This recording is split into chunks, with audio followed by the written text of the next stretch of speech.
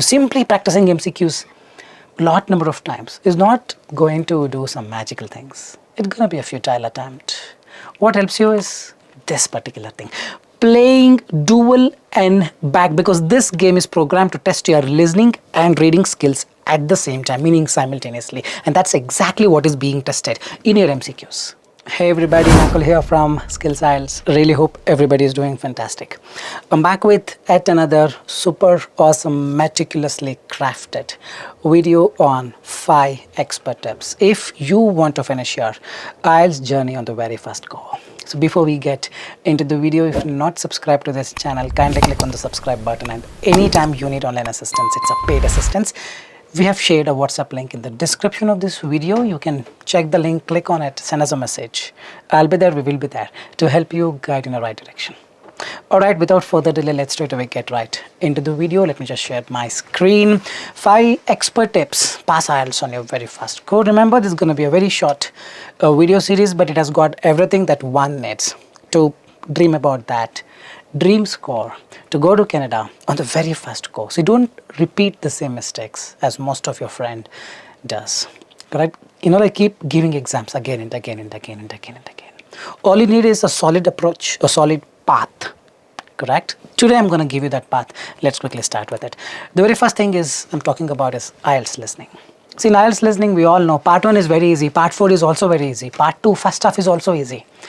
The part 2 second half and the part 3 first half, they both are difficult because we're going to talk about maps, and we also see these MCQs, which are quite difficult for a lot of people. So why these two are difficult? The moment you try to understand, it boils down to 2 different things. The things are, remember, they're testing your reading skills and they're testing your listening skills. If it is only listening skill, everybody will write 9, everybody will get 9. So what IELTS have done, they've little tweaked it, made it a little difficult so that everybody cannot do. Everybody can do only when they put that effort rightly. They're testing your reading and listening skills. You got to listen to the audio at the same time. You got to read the paragraph, read the options. Simultaneously doing 2 things is next to impossible for some people. It's like me eating and talking at the same time. What is going to happen? I may bite my tongue. Same way here. When you're listening and at the same time you're reading as well, few people cannot concentrate. So this is the only skill that has to be niched, and you niche it, you are the boss. For doing that, simply practicing reading and listening, this particular skill, that is MCQ, simply practicing MCQs lot number of times is not going to do some magical things. It's going to be a futile attempt. What helps you is this particular thing. Playing dual and back, because this game is programmed to test your listening and reading skills at the same time, meaning simultaneously. And that's exactly what is being tested in your MCQs. Simply doing MCQs as opposed to doing this or playing this dual and back game. Trust me, playing dual and back game has a lot of benefits. You do this and do less number of MCQs. See the magic that automatically unfolds. See, every problem, the root problem, if we identify, solution is very easy. Problem is not understanding what is the problem. This is a problem. Your reading and listening skills, doing them, at the same time is a big problem for a lot of people. Then you play this dual and back game. This game automatically targets your reading and listening skills simultaneously. When you progress in this game, trust me, you will easily progress in MCQs and IELTS listening. It will not be difficult at all. So those who are thinking how to crack this MMAPs and MCQs, just follow this dual and back game. Download it from your Play Store, Android or iOS. Trust me, you will find this particular module, MCQs or maps, very easy and very intriguing. Alright, so we go to the second expert tip. IELTS writing. Use this 10 words and get 9. You don't get 9 with those 10 words. Trust me on this. The reality is this. It's all about task response. What is your name? Tell your name. No, what is your name? People tell their father's name. People tell their friend's name, neighbor's name. This is the real problem. Task response. The question is different. Answer is something different because they don't understand the question. Again, it boils down to your reading skills. You read, you're not understanding what it is conveyed. First problem. Second thing, it's all about coherence cohesion. So what is coherence cohesion? The narration. In this video, you may have noticed how I started this video with. Hey everybody, my name is Nakul. This is from Skills IELTS, blah blah blah. I started. There is a structure. I gave an intro sample and I gave you a little bit about what I'm going to talk next. I left some trailer and then I talked more about the functionality, and in the same way I'm going to end it. The same replica of this should be there in your essay too. This is a skill. Coherence cohesion is the one that gives you the mark. Should be main idea, supporting idea, example, conclusion. This entire thing, this bundle is one paragraph. This will not be there. They ask you advantages and disadvantages. People write 50 advantages, 50 disadvantages. No mark. It's the task response and the coherence cohesion. You need to couple it up very smartly. That's an art. Correct? But what people focus on is vocabulary and grammar. Well, grammar, basic grammar is enough. You don't have to be Shakespeare's son and have this precise grammar. Not required. Basic grammar, the way I'm talking right now, that kind of a grammar is more than enough. Vocabulary, man, it's just hyped thing. You don't really have to worry about it. I've seen many getting up to 7.5 by using basic normal vocabulary. You need 8, then probably you need to talk about the topic related vocabulary. You don't need 8. 7 will do. 7 will suffice, boss. 7.5 will suffice. Then don't have to work towards vocabulary. Whatever the words you just put it there. That's it. See, whatever the words you're comfortable with, whatever the words you think is apt for this particular situation, use them. Don't have to search some, YouTube and take those 10 words. For example, this plethora word has been used plethora number of times by everybody. Simply, you cannot use such words. Use words that you are very much comfortable with. Focus more on the task response coherence cohesion. For example, this is a question. Read this question. Animals deserve the same rights as humans. So using animals for food and research is not accepted. Discuss by considering, that's it. The person will not read next. The person will start. The question is different. They have given only one side. Animals deserve the same rights as humans. So using animals for food and research is not accepted. They have given one part of it. The other part is hidden in the question. Read the question. Discuss by considering both sides. Other side is not even given. Other side is self-understood. Meaning, animals deserve the same rights. Animals do not deserve the same rights. You should not use them for food or research. Chalega, you can use it for food or research. Both of them you need to address. So for this, the coherence quotient would be, first paragraph gonna be intro, wherein you say this essay will discuss both the sides of the argument. Second paragraph, you're gonna talk about first view. It's accepted to use them for food and research. Third paragraph, you're gonna talk about it's not accepted to use them for food or research. Fourth paragraph, conclusion. This is the coherence quotient. And inside second paragraph, again, you should target main idea, supporting idea, example. Third paragraph, main idea, supporting idea, example, conclusion. This entire structure has the mark. This entire content inside the structure has marks. It's not vocabulary or the grammar, please remember. You don't have to focus more on this. Focus on the content, right ideas, and how you structure the essay.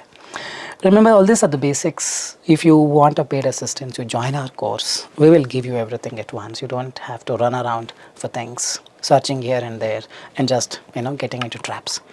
All right, the third thing is IELTS speaking. Remember, IELTS speaking is all about fluency. Right now, I'm talking with a natural speed, with a natural rhythm, and with some structure, narration.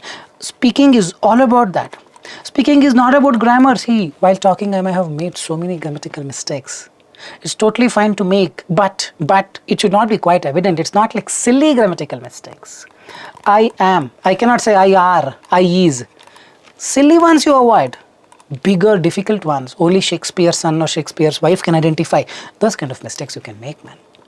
It's a fluency. There should be rhythm. There should be some, speed, correct? With which you speak, that's important. And there should be a structure. Not vocabulary. You focus on vocabulary thinking if I use this word, I get more marks. In doing so, this Einstein's brain of yours, correct, has to give away few part of its concentration to thinking about right words. In doing so, your fluency conquers. It's a trade-off. You don't worry about anything else and only worry about fluency, you get the fluency. You don't worry about anything else but only work on vocabulary, you get the vocabulary. You worry about everything else, you're gonna mess it up. You worry about vocabulary too much, you worry about grammar too much, and then you worry about fluency too much. It would be a little difficult unless you are Albert Einstein. So for those who are Albert Einstein, you go ahead and do it. For those who think they are not, then focus on fluency, man. Don't worry too much about vocabulary. Whatever that comes in the flow, go ahead with it.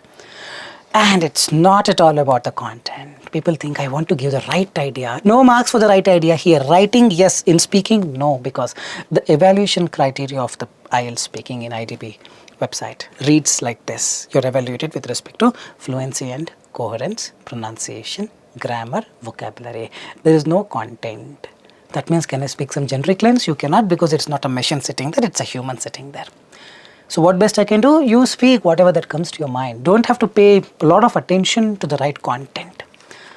You have a template. Yes, I'm going to give you a template.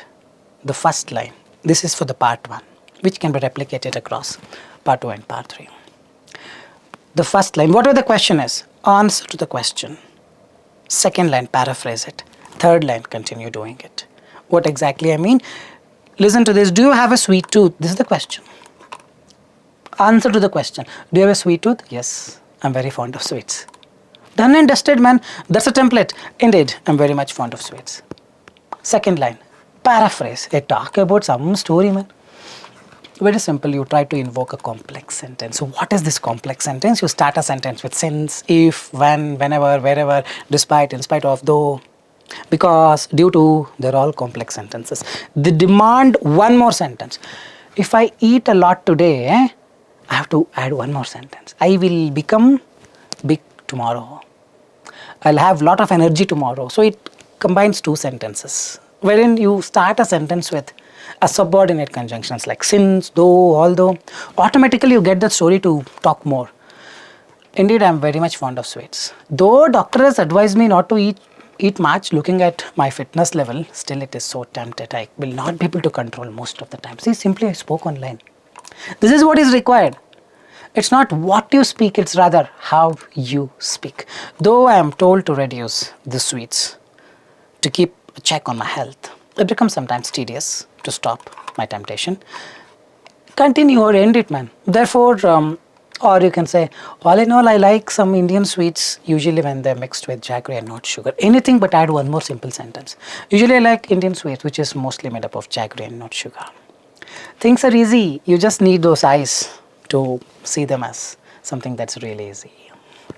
Hope you're getting it. We'll move on. IELTS reading. IELTS reading has so many modules. But trust me on this, it's MCQs, match heading and information matching are time consuming. This is timed. See, if you get 10 hours, everybody gets 9 in reading. They are easy, just takes time. But these 3 modules takes actual time. True, false, not given will not take time. You may go wrong in that. You may argue. I'm not talking about something that you make mistakes. You learn the approach, true, false, not given can be fixed. But these things, it takes time because it needs some other skill that you need to work on. Skimming and scanning. It's a big paragraph they'll give. You cannot keep reading the entire paragraph to MCQs to write the correct answers for. MCQs, match heading, information, especially information matching will take time. So you need to skim. You have something in the mind and you are skimming it just something like this, meaning you don't have to pay attention to a and the prepositions and important things. All this will come automatically if you're a reader. When you read a novel, you skim, you don't read a word letter by letter, word by word. And scanning. You have a particular word that you're searching for. That word, you just have to search by skimming. Word. Just using here, there's not much of this. It should match, the word should match.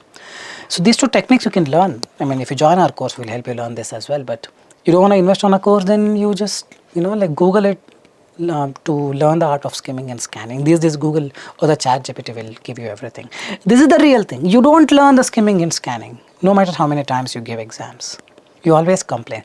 I don't know, yaar, my reading is always stuck at 6.5, not understanding what to do. This is the real thing. Simply practice without having the skimming and scanning skill. You need 2 hours to get that, to finish the exam. So in doing so, what you do, you get only 60 minutes. You will not be able to, as a result, you just go and do something based on your intuition. As a result, you have to give the exam again and again, give it a thought. All I'm talking about is the root cause of the problem. The next one, re-evaluation, the last one, expert tip. Remember, don't simply go with re-evaluation. My friend opted for re-evaluation. He got the scores changed. So I will also do it. Do it only if you're sure about it. Consult your teacher or trainer. For especially writing and speaking, only for these 2 re-evaluation is possible. You may or you may not. Reading and listening, you got less. You apply for re-evaluation. No, it will not be changed. 100% yes.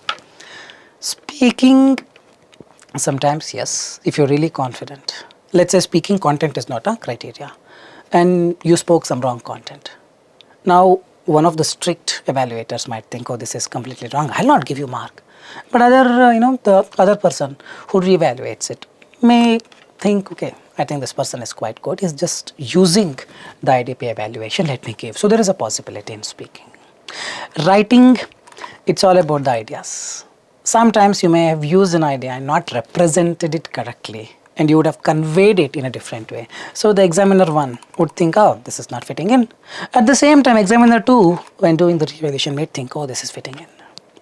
So there is a possibility in writing and speaking, but don't simply apply. Most of the times you don't. Sometimes if the question, it all depends on the question and the ideas. Some ideas, when my students write, I talk to my friends. They think the idea is wrong, but I think the idea is right. One of the guys' thinks the idea is right. One more guy thinks the idea is wrong.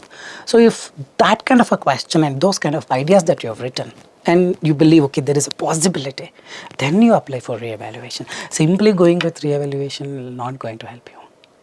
I really hope I have summed up everything, whatever is needed to get that dream score on your very first go. Well, if you believe the video is informative, like, share and subscribe.